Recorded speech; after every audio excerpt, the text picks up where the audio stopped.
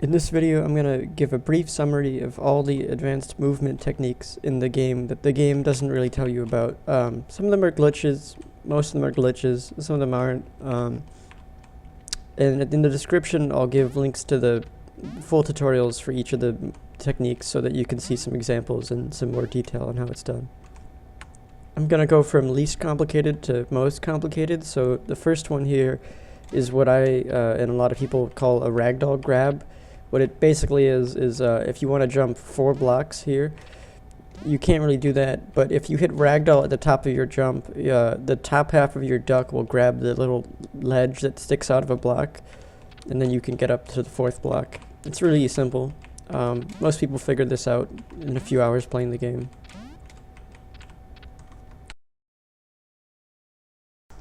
The next tech is gun jumping, which is another very easy tech.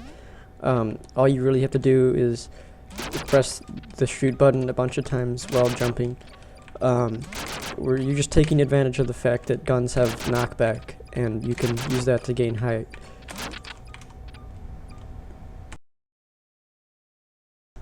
The next one is Ragdoll Jumping, is the name I like to use. Basically, you're taking advantage of the fact that when you leave Ragdoll, your duck is 1 block above the ground, and if you hit jump around that time, you'll jump from that 1 block instead of on the ground. So basically, you just have to hit Ragdoll twice, then hit jump, and you can jump up to 5 blocks this way. In online, you can jump 6 this way because of the way the netcode works. If you're really precise and you do a ragdoll grab at the end of it, like you would for less blocks, but with 6, it'll work online. The next tech I'm going to talk about is using angles to gain height, and I'll put my angle tutorial in the description. This tech is going to require a lot of practice because you have to be able to angle consistently and rapidly in order to effectively gain height with most of the guns in the game. But once you are able to do that, you can gain an incredible amount of height very quickly.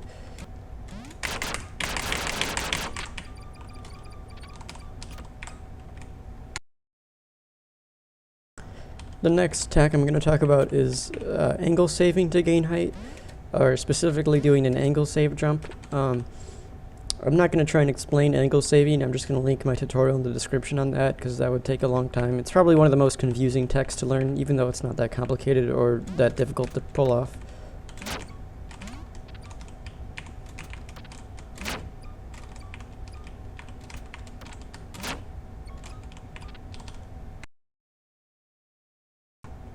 The next tech I'm going to talk about is mostly useless for the most part, but it's the pogo with a sword.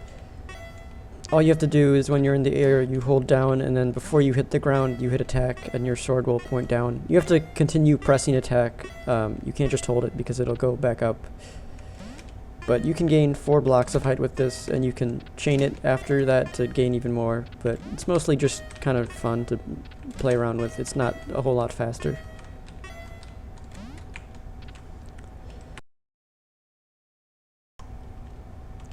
The next 2 techs are both sword climbing techs. I'm also not going to try and explain these because that would take quite a long time. I'll put the link in the description for the tutorial on those if you're interested. But you can gain a lot of vertical height with a sword if you have one. The first technique looks like this, where you pogo on the ground first and then you backward stab the wall. The second one looks like this. You just have to hold the right directions and the right buttons, and then you hit attack. And you can combine them for a much more versatile tech.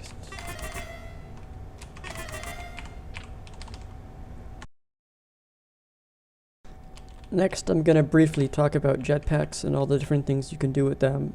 But it's worth noting that you can't angle or flap when you're wearing a jetpack, so it's a pretty big disadvantage at high level play. But it also has large advantages like movement options and such. The first one is jetpacking sideways. You just, while you're in the air and you're holding jump, you just hit down and you'll go sideways. It's pretty easy. It takes a little bit of practice to get precise with it, but if you want to get away from someone fast, it's quite useful. The next thing I want to talk about is when you hit Ragdoll and you're using a jetpack, your jetpack will gain a small amount of fuel that it didn't have before, and this can be useful when you're trying to recover from, like, if you've got netted in a jetpack and you have to go back to the stage. It's kind of hard because you obviously have to hit Ragdoll, so it's also random, but with a little bit of practice it can become quite useful.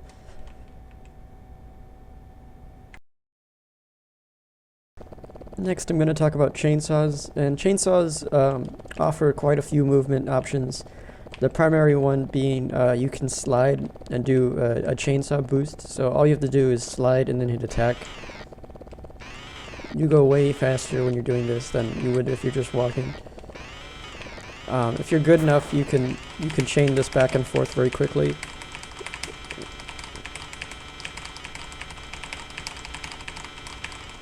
It takes some practice, but it's pretty useful.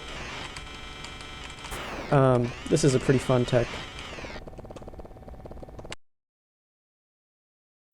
The next tech is the first method of chainsaw climbing that I talked about in my chainsaw climbing video. All you have to do is hold down attack, hold down jump, and go jump into the wall. You go pretty fast, and you can use it on any map with the chainsaw.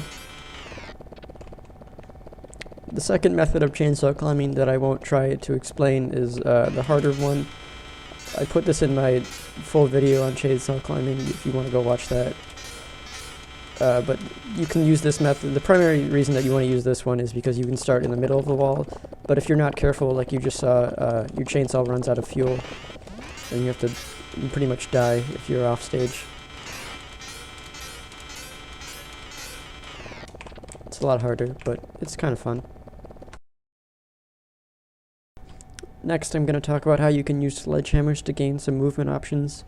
It's kind of hard to move with a sledgehammer because you have kind of more weight and you slide around more, but you can get pretty high up if you just hit the attack button. It's similar to gun jumping, but it's important to note that the faster you're going before you start jumping, the higher up you'll be able to go. So if you're trying to get someone really high, you should make sure that you're running fast before you jump. If you're just not moving, you don't go very high.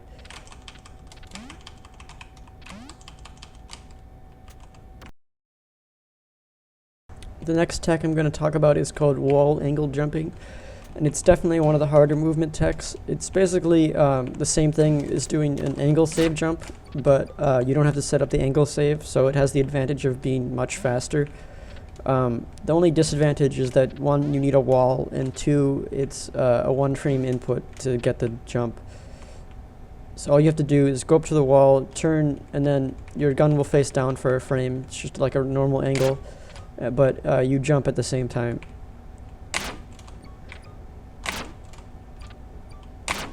There we go. And if you do it right, you'll gain the same amount of height that you would from an angle save jump, but it's much faster.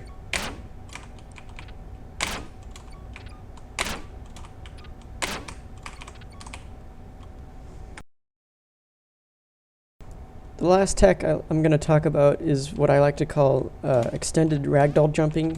I don't know if I'm ever going to do a full video on this tech because it's not really useful in actual maps, but maybe in a few months people will find ways that you can use it if it becomes viable.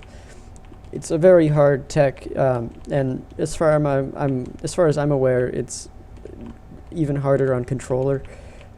Because you have to hit up repeatedly many times, and on controller that means that you have to move the stick up and down, but on keyboard you can just hit W a bunch. So what you do is you do a normal ragdoll jump, but immediately after doing the ragdoll jump you hit ragdoll again, like that. And then after you do that you want to hit W or up a bunch of times, and you'll gain up to like 4 extra blocks of height depending on how lucky you get and how fast you mash. I think it works a little bit better in online for reasons I'm not entirely sure, but it definitely will allow you to gain some extra height if you need to. That's about it. Thanks for watching.